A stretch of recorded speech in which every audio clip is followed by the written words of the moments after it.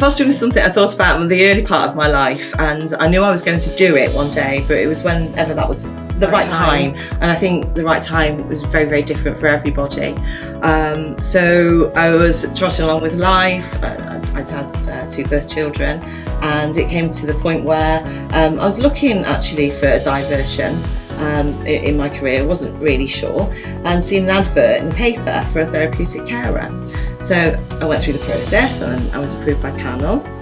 And actually it turned out that because the younger child was doing GCSEs, it was perhaps a better time to wait to do that kind of caring until later on and their needs were met. And I went in to do some respite instead. So I did that for a while. I think it was about 3 years or so, and eventually gave up my job and my career and became a full-time foster carer. Yeah, and then I've always wanted to be a foster carer like you, and we're a naturally nurturing family on the whole, aren't we? So it's just something that's come natural to us. So it's a no-brainer really that we're all doing fostering, isn't it? We're in it together.